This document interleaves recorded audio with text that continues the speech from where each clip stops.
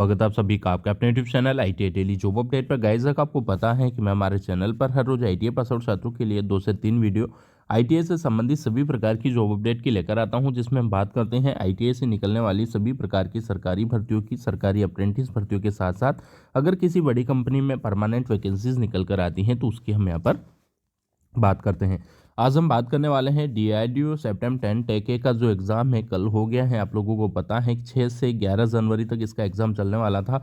6 तारीख वाली तीनों शिफ्टों के क्वेश्चंस मैंने देखे और वहाँ से किस टॉपिक से ज़्यादा क्वेश्चन पूछे जा रहे हैं गाइज, वो क्वेश्चंस मैं आप लोगों को बताने वाला हूँ। यानी कि आज की जो वीडियो हमारी होने वाली है आप लोगों के लिए इतनी सी वीडियो से 10 से 15 नंबर का मैटर यहाँ से आप लोगों को मिल जाने वाला है गाइज। तो आज हम देखेंगे जिन छात्रों का पेपर अभी बाकी है, 7 से 11 जनवरी तक पेपर होने वाला है या आज भी पेपर होगा, उनके लिए भी आज की वीडियो हमारी काफ़ी हेल्पफुल रहने वाली है। जिसका पेपर है बस एक बार उसके साथ ही वीडियो शेयर जरूर करना गाइज। आप लोग भी वेरी इंपॉर्टेंट क्वेश्चंस मैं यहाँ पर लेकर आया हूँ।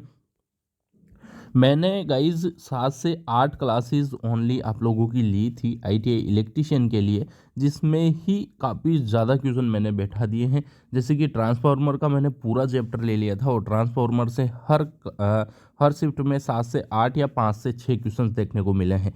इसके साथ मैंने अल्टरनेटर करवाया, वहाँ से पक्के पक्के क्वेश्चन आपको देखने को मिले हैं जो मैंने अल्टरनेटर में करवाया था। तो गाइस चलिए वीडियो को शुरू करते हैं। आज की वीडियो में हम ये पूरा टॉपिक कवर कर लेंगे जिसमें हमारे क्वेश्चन बैठने की पूरे चांसेस हो जाते हैं। जिनके एग्ज़ाम अभी बाकी हैं वो इस वीडियो को देख के ज़रूर आना। वीडियो शुरू करते हैं उससे पहले मैं आपको बता दूं, अगर आपने अब तक हमारे चैनल को सब्सक्राइब नहीं किया है प्लीज़ सब्सक्राइब कर लो यार। वीडियो पसंद आना है वीडियो को लाइक करें, वीडियो को शेयर करना बिल्कुल मत भूलना।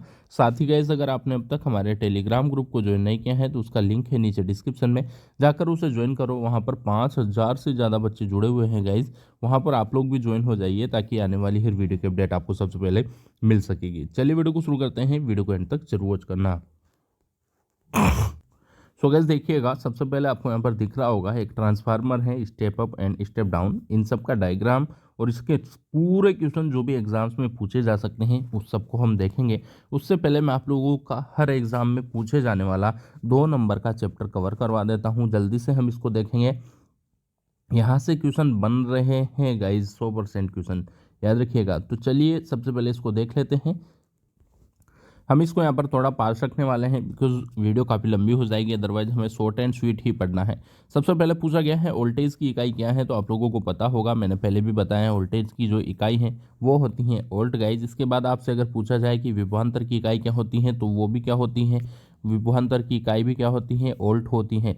वोल्टेज की इकाई क्या होती है, वोल्ट होती है। विभवांतर की इकाई क्या होती है, वोल्ट होती है। इसके साथ ही आप लोगों से अगर पूछा जाता है कि विद्युत वाहक बल की इकाई क्या होती है तो वो भी क्या होती है गाइज, वोल्ट होती हैं। ये तीनों रट लो, यहाँ से क्वेश्चन आएगा ही आएगा।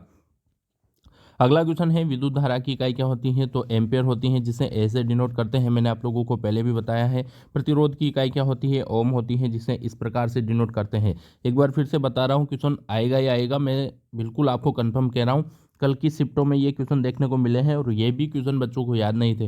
विद्युत धारा की इकाई क्या होती है, एम्पेयर होती है, जिसे ऐसे डिनोट करते हैं। प्रतिरोध की इकाई क्या होती है, ओम होती है गाइस, जिसे इस प्रकार से डिनोट करते हैं। आप लोगों को पता होगा ओम का सिंबल इस प्रकार से बना देते हैं किसी के भी आगे। शक्ति की इकाई क्या होती है, वाट होती है, P बराबर W/T। आप लोगों को पता होगा शक्ति इकाई क्या होती है, वाट होती है। फ्रीक्वेंसी की इकाई क्या होती है, फ्रीक्वेंसी को क्या कहते हैं, आवर्ती कहते हैं, ठीक है। और आवर्ती को किस में मापा जाता है, हर्ज में मापा जाता है, ठीक है। आवर्ती को किस में मापा जाता है, हर्ज में मापा जाता है। तो फ्रीक्वेंसी इकाई क्या होती है, हर्ज होती है गाइस। आज मैं रटवा दूंगा आप लोगों को ये मात्रक, ताकि आपके एग्जाम में अगर आए तो आप इनको भूले ना। घनत्व का मात्रक क्या होता है, किलोग्राम प्रति मीटर क्यूब होता है। किलोग्राम प्रति मीटर क्यूब क्या होता है, घनत्व का मात्रक किलोग्राम या प्रति मीटर क्यूब होता है, ठीक है। घनत्व का मात्रक अगर इसको ऊपर लेकर जाएं, वो ऐसे भी इसको दे सकता है कि घनत्व का मात्रक इनमें से कौन सा है। अगर हम इसको ऊपर इंटू में लेकर जाते हैं तो मीटर के बाद यहाँ पर माइनस लग के क्यूब लग जाता है गाइस, ये आपको याद होगा। इसको जब सीधी फॉर्म में लाएंगे, ऊपर लाएंगे, ठीक है, तो यहाँ पर ऊपर माइनस लग जाता है, ठीक है। बल की इकाई क्या होती है, बल की इकाई बहुत ही ईजी है, आप लोगों को पता होगा। बल की इकाई जो होती है न्यूटन होती है, जिसे एन से हम डिनोट करते हैं। अगला क्वेश्चन है टॉर्क की इकाई क्या होती है। ये क्वेश्चन पूछा जाएगा गाइस, बिकॉज ये थोड़ा कंफ्यूज करने वाला क्वेश्चन है और टॉर्क का मात्रक बहुत कम बच्चे याद रख पाते हैं। तो टॉर्क की इकाई क्या होती है, न्यूटन न्यूटन मीटर होती हैं। क्या होती हैं टॉर्क की इकाई? न्यूटन मीटर होती है, याद रखिएगा। ऊर्जा की इकाई क्या होती है? तो जूल होती है। ऊर्जा को किस में मापा जाता है? जूल में मापा जाता है। ठीक है। इसके बाद पूछा जाएगा विद्युत आवेश का मात्रक क्या होता है? तो कूलाम होता है। ठीक है, विद्युत आवेश का मात्रक क्या होता है? कूलाम होता है। आगे पूछा जाएगा धारिता का मात्रक क्या होता है? तो ये भी कूलाम होता है। विद्युत आवेश और विद्युत आवेश का मात्रक कूलाम, धारिता का मात्रक क्या होता है? कूलाम होता है। अगला क्वेश्चन पूछा जा सकता है चुंबकीय वाहक बल की इकाई क्या होती है? तो एम्पियर होती है। इसके बाद मैं आपसे पूछता हूँ कि एम्पियर मैंने अभी ऊपर बताया था, एक और भी मात्रक होता है, वो किसका मात्रक होता है? आप लोगों को कमेंट करना है। अगला क्वेश्चन है चुंबकीय फ्लक्स का मात्रक क्या होता है? यहाँ पर काफ़ी ज़्यादा छात्र कंफ्यूज होते हैं कि मैग्नेटिक फ्लक्स एम एफ का मात्रक क्या होता है। तो इसको बता देते हैं गाइस, टेस्ला। ठीक है। और अगर आपसे पूछा जाता है चुंबकीय क्षेत्र यानी कि मैग्नेटिक एरिया, चुंबकीय क्षेत्र का मात्रक क्या होता है? तो इसको बता देते हैं वेबर, जबकि ये हो गया हमारा गलत। तो याद रखिएगा। अब याद रखना चुंबकीय फ्लक्स का मात्रक क्या होता है? वेबर होता है। ठीक है। और चुंबकीय क्षेत्र अगर आपसे पूछा जाए, इसमें ऑप्शन में, इसमें क्वेश्चन नहीं है। चुंबकीय क्षेत्र अगर आपसे पूछा जाए तो अब याद रखना है चुंबकीय क्षेत्र का मात्रक टेस्ला होता है, चुंबकीय फ्लक्स का मात्रक वेबर होता है। आएगा ही आएगा गाइस। अगला क्वेश्चन है अन्योन प्रेरण का मात्रक क्या होता है? तो याद रखिए हेनरी होता है। अन्योन प्रेरण का मात्रक क्या होता है? हेनरी होता है। अगला क्वेश्चन आपसे पूछा जाएगा स्व प्रेरण की इकाई क्या है? तो ये भी हेनरी है। अन्योन प्रेरण की इकाई क्या है? तो वो भी हेनरी है। स्व प्रेरण की इकाई क्या है? हेनरी है। अगला पूछा जाएगा प्रतिरोधकता का मात्रक क्या होता है? जो इस प्रकार से रो बनाया जाता है उसका मात्रक होता है तो ओम मीटर कहें, या हम कहें इसको ओम मीटर। ठीक है, यहाँ पर बीच में बट्टे नहीं है गाइज। ओम मीटर, ओम इंटू मीटर होता है प्रतिरोधकता का मात्रक। ठीक है। अगला क्वेश्चन है कि चालकता की इकाई क्या है? ये भी 100% आपसे क्वेश्चन पूछा जा सकता है, इसको अच्छे से याद रखिएगा। चालकता की इकाई क्या है गाइज? तो सीमेन होती है, याद रखिएगा अच्छी तरह से। इसके अलावा और मात्रक आपसे नहीं पूछे जाएंगे। और साइंस से तो ऐसे क्वेश्चन पूछे जा रहे हैं कि चींटी के डंक में कौन सा एसिड होता है, कल के एग्जाम में क्वेश्चन आया था। तो आप लोग नीचे कमेंट करेंगे कि चींटी के डंक में कौन सा एसिड होता है। इसके बाद मैं आपसे पूछूंगा कि इमली में कौन सा एसिड होता है, आपको नीचे कमेंट करके बताना है। ये साइंस में पूछे जाने वाले क्वेश्चन है गाइज। इसके बाद हम देखते हैं ट्रांसफार्मर से आने वाले क्वेश्चन, क्योंकि आपको पता है कि हर शिफ्ट में ट्रांसफार्मर से 5 से 7 क्वेश्चन दिए हुए हैं गाइज। सबसे पहले आप यहाँ पर देख लो, ये ट्रांसफार्मर की संरचना होती है, जिसमें यहाँ पर दिया हुआ है एसी मेंस प्राथमिक कुंडली यहाँ होती है, द्वितीय कुंडली यहाँ पर होती है। इसमें द्वितीय कुंडली में ज़्यादा फेरे हैं और प्राथमिक कुंडली में कम फेरे हैं, तो ये कौन सा ट्रांसफार्मर हो गया? ऊंचाई ट्रांसफार्मर हो गया। प्राथमिक कुंडली में कम फेरे हैं, द्वितीय कुंडली में ज़्यादा फेरे हैं, तो कौन सा ट्रांसफार्मर हो गया? स्टेप अप ट्रांसफार्मर ये हो जाता है गाइज। चलो इसको ढंग से समझ लेते हैं, स्टेप अप क्या है, स्टेप डाउन क्या है, ये भी एग्जाम में पूछा जा रहा है। तो देखिए डायग्राम को मैंने छोटा कर लिया है, आपको यहाँ पर दिख रहा होगा कि ये प्राथमिक कुंडली है, ये द्वितीय कुंडली है। प्राथमिक कुंडली में कम फेरे हैं, ये बीच में क्या लगी हुई है? क्रोड लगी हुई है, जिससे कल क्वेश्चन आया था। प्राथमिक कुंडली है जिसमें कम फेरे हैं, द्वितीय कुंडली है जिसमें ज़्यादा फेरे हैं, तो कौन सा ट्रांसफार्मर हो गया? स्टेप अप ट्रांसफार्मर हो जाता है। स्टेप डाउन की अगर हम बात करें तो प्राथमिक कुंडली में ही ज़्यादा फेरे होंगे, द्वितीय कुंडली में कम फेरे होंगे, तो ये क्या हो जाता है? अपचायी ट्रांसफार्मर हो जाता है, यानी कि स्टेप डाउन ट्रांसफार्मर आपका हो जाता है गाइस। अब हम चलते हैं इसके क्वेश्चंस पे, जो कि बहुत महत्वपूर्ण क्वेश्चन आप लोगों के लिए हैं। ट्रांसफार्मर की एक क्लास मैंने पहले ही करवा दी है, उसके क्वेश्चंस भी इसमें करवाने वाला हूं, ताकि कंबाइंड एक पूरी क्लास ट्रांसफार्मर की आपकी हो जाएगी गाइज। तो देखिएगा क्वेश्चन दिया हुआ है, एक ट्रांसफार्मर क्या परिवर्तित करता है? क्वेश्चन क्या दिया हुआ है? ट्रांसफार्मर क्या परिवर्तित करता है? ऑप्शन ए दिया है फ्रीक्वेंसी, ऑप्शन बी धारा, ऑप्शन सी दिया है पावर और ऑप्शन डी दिया है वोल्टेज। तो याद रखिएगा ट्रांसफार्मर पावर को परिवर्तित करता है। ऑप्शन डी, ऑप्शन सी हमारा राइट आंसर हो जाएगा। ट्रांसफार्मर क्या परिवर्तित करता है? पावर को परिवर्तित करता है। अगला क्वेश्चन हम देखेंगे, थोड़ा जल्दी ये क्वेश्चन देखने होंगे क्योंकि वीडियो काफी लंबी हो जाएगी गाइज। परिणामित्र की क्षमता किसमें व्यक्त की जाती है? ये क्वेश्चन आपसे पूछा जाएगा ही जाएगा। ट्रांसफार्मर परिणामित्र की क्षमता किसमें व्यक्त की जाती हैं। कल भी क्वेश्चन आया था, आगे भी आपसे पूछा जाएगा, तो याद रखिएगा ट्रांसफार्मर ऑप्शन ए हमें दिया है वोल्ट एम्पियर, ऑप्शन बी दिया है एम्पियर, ऑप्शन सी दिया है वाट और ऑप्शन डी दिया है ओम मीटर। तो याद रखिएगा परिणामित्र या ट्रांसफार्मर की क्षमता जो मापी जाती है वो वोल्ट एम्पियर में मापी जाती हैं। किस में मापी जाती हैं? वोल्ट एम्पियर में मापी जाती हैं। अगला क्वेश्चन दिया है बिजली घर से सप्लाई की जाने वाली वोल्टेज को स्थिर करने के लिए प्रयोग में क्या लाई जाती है?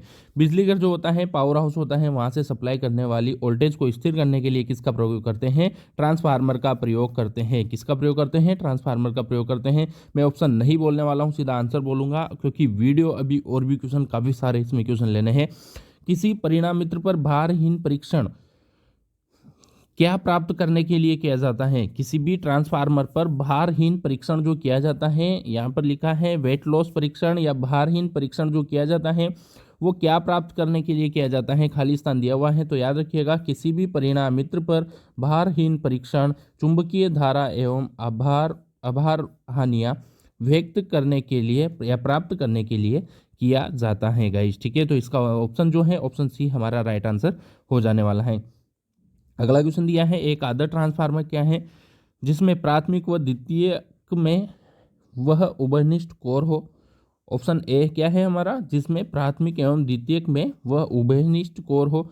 ऑप्शन बी दिया है जिसमें कोई लॉस तथा चुंबकीय लीकेज नहीं होता है। ऑप्शन सी दिया है जिसका कोर स्टील का हो तथा वाइंडिंग शुद्ध कॉपर की हो। ऑप्शन डी दिया है उपरोक्त में से कोई नहीं। तो याद रखिएगा एक आदर्श ट्रांसफार्मर वही है जिसमें कोई लॉस और चुंबकीय लीकेज नहीं हो, वो एक आदर्श ट्रांसफार्मर कहलाता है। अगला क्वेश्चन दिया है एक वेल्डिंग सेट में ट्रांसफार्मर कौन सा प्रयुक्त होता है? जो हमारी वेल्डिंग मशीन होती है, वेल्डिंग सेट में ट्रांसफार्मर कौन सा हमारा प्रयुक्त होता है गाइज? यहाँ पर दिया है अपचायक, उच्चायक, नियत धारा या बूस्टर ट्रांसफार्मर। तो याद रखिएगा अपचायक ट्रांसफार्मर जो होता है वो एक वेल्डिंग सेट में प्रयोग होता है गाइज। ठीक है, अगला क्वेश्चन दिया है निम्न में से किस ट्रांसफार्मर की द्वितीयक वाइंडिंग सदैव बंद रखी जाती है? काफी इंपॉर्टेंट क्वेश्चन है, आप लोगों से पूछा जाएगा ही जाएगा किसी भी शिफ्ट में आया जाए। क्या दिया हुआ है निम्न में से किस ट्रांसफार्मर की द्वितीयक वाइंडिंग सदैव बंद रहती है?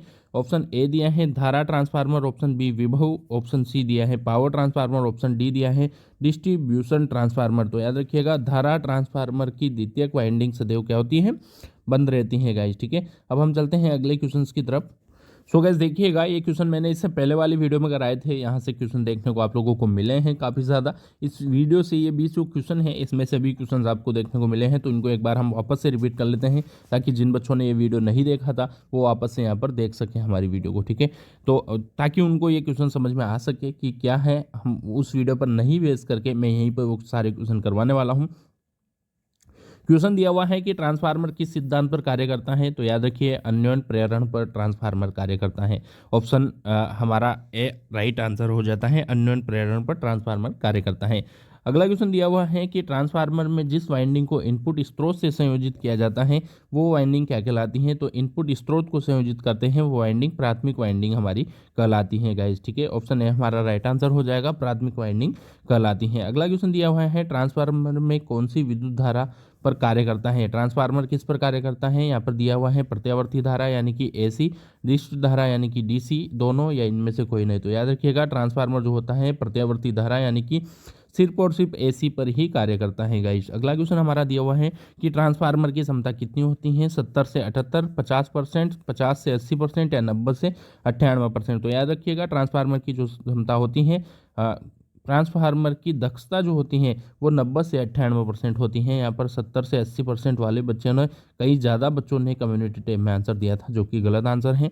अगला क्वेश्चन है जो कि आया था एग्जाम में, ट्रांसफार्मर की क्रोड किससे बनी होती हैं? लोहे की, एल्यूमिनियम, सिलिकॉन, स्टील की या चुंबक की? अगर वहाँ पर स्टेनलेस स्टील सिर्फ ऑप्शन में था कल तो वो भी राइट आंसर है, और अगर दिया जाता है सिलिकॉन स्टील की तो याद रखिएगा ट्रांसफार्मर की जो क्रोड है वो बनी होती है सिलिकॉन स्टील की। ये क्वेश्चन ऐसा कल छप गया था गाइस एग्जाम में। अगला क्वेश्चन है जो ट्रांसफार्मर इनपुट वोल्टेज को घटा करके कम आउटपुट वोल्टेज प्रदान करता है तो वो कौन सा कहलाएगा? वो कहलाएगा गाइस इनपुट वोल्टेज को घटाकर और कम आउटपुट वोल्टेज देता है तो वो अपचायक ट्रांसफार्मर हमारा कहलाता है। अगला क्वेश्चन दिया हुआ है निम्न में से कौन सा ट्रांसफार्मर का भाग नहीं है? ब्रीदर है, ठीक है। कंजर्वेटर हैं आर्मेचर और क्रोड। आर्मेचर नहीं है क्योंकि आर्मेचर किसका भाग है, आप लोगों को पता होगा, आर्मेचर हमारा मोटर का भाग होता है गाइस। बाकी ब्रीदर, कंजर्वेटर और क्रोड जो है ट्रांसफार्मर के भाग हैं। अगला क्वेश्चन है ट्रांसफार्मर की दक्षता का सूत्र क्या होता है, तो याद रखिएगा ट्रांसफार्मर की दक्षता का जो सूत्र होता है वो होता है आउटपुट बटे इनपुट इंटू 100। मैं आपको सीधा आंसर ही बता रहा हूँ, ऑप्शन नहीं बता रहा हूँ।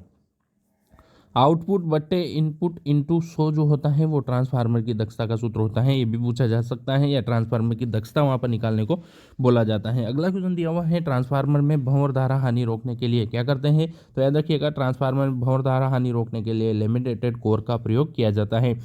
अगला क्वेश्चन है किस प्रकार के संयोजन में न्यूट्रल पॉइंट की जरूरत नहीं होती है, ऑटो, स्टार, प्राइमरी या डेल्टा, तो याद रखिएगा ऑटो प्रकार के संयोजन में न्यूट्रल पॉइंट की जरूरत, डेल्टा प्रकार के संयोजन में, ऑप्शन डी हमारा राइट आंसर इसका होगा, ऑटो नहीं होगा। शुरू से ही ऑटो ऑटो कर रहा हूँ तो ऑटो ही राइट लगा दिया। डेल्टा प्रकार के में न्यूट्रल पॉइंट की आवश्यकता नहीं होती है गाइस। अगला क्वेश्चन दिया हुआ है सिलिका जेल कहाँ पर भरा होता है, ये भी क्वेश्चन कल पूछा गया था। तो सिलिका जेल क्यों भरा जाता है, कहाँ पर भरा होता है, ये सारे क्वेश्चंस आपके लिए इंपॉर्टेंट है। तो याद रखिएगा सिलिका जेल जो भरा होता है वो ब्रीदर में भरा होता है गाइज, एग्जाम में आएगा ही आएगा। यहाँ पर अगला क्वेश्चन दिया है एक वाइंडिंग वाला ट्रांसफार्मर क्या कहलाता है, आपको पता है ट्रांसफार्मर में 2 वाइंडिंग होती है, एक वाइंडिंग वाला ट्रांसफार्मर जो कहलाता है वो हमारा कहलाता है ऑटो ट्रांसफार्मर। ठीक है। अगला क्वेश्चन है ट्रांसफार्मर की रेटिंग, ये क्वेश्चन कल आया था। ठीक है। जनरेटर और ट्रांसफार्मर इन दोनों के तो इतने क्वेश्चन आए कल।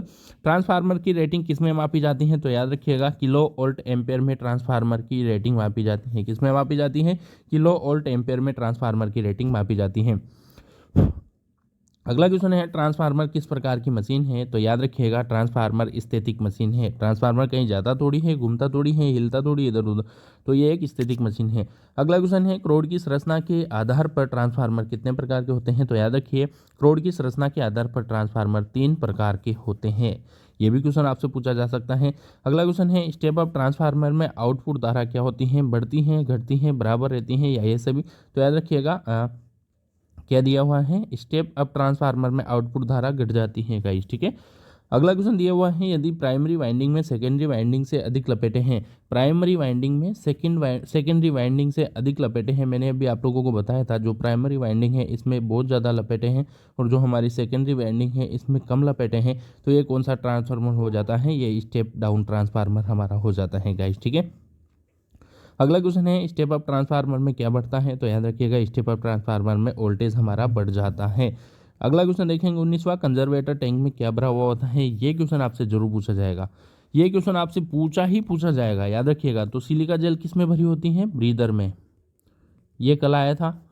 और कंजर्वेटर टैंक में क्या भरा होता है, तो याद रखिए तेल भरा होता है कंजर्वेटर में। ठीक है। अगला क्वेश्चन है नमी सोखने के बाद सिलिका जेल का रंग कैसा हो जाता है, तो याद रखिएगा नमी सोखने के बाद सिलिका जेल का जो रंग होता है वो कैसा हो जाता है, गुलाबी हो जाता है। कल सिलिका जेल से क्वेश्चन आया था गाइस कि सिलिका जेल का प्रयोग क्यों किया जाता है, ये भी क्वेश्चन पूछा गया था। ठीक है। सिलिका जेल का प्रयोग क्यों किया जाता है, आर्द्रता को सोखने के लिए, नमी को सोखने के लिए गाइस। तो आज की वीडियो में इतना ही, हम मिलेंगे अगली वीडियो में एक नई जॉब अपडेट के साथ जो रहेगी ITI पास और छात्रों के लिए बहुत खास। गाइस बहुत मेहनत की जा रही है आप लोगों के लिए, अगर आपका DRDO का एग्जाम है तो बेस्ट ऑफ लक, ये वीडियो देख के जरूर जाना। अगर आपने अब तक हमारे चैनल को सब्सक्राइब नहीं किया है प्लीज़ सब्सक्राइब कर लो गाइस। वीडियो पसंद आया है वीडियो को लाइक करें, वीडियो को शेयर करना बिल्कुल मत भूलना। और अगर आपने अब तक हमारे टेलीग्राम ग्रुप को ज्वाइन नहीं किया है तो उसका लिंक है नीचे डिस्क्रिप्शन में, जाकर उसे ज्वाइन करो ताकि आने वाली हर वीडियो की अपडेट आपको सबसे पहले मिल सकेगी। बाय दोस्तों, लव यू, टेक केयर, जय हिंद, जय भारत।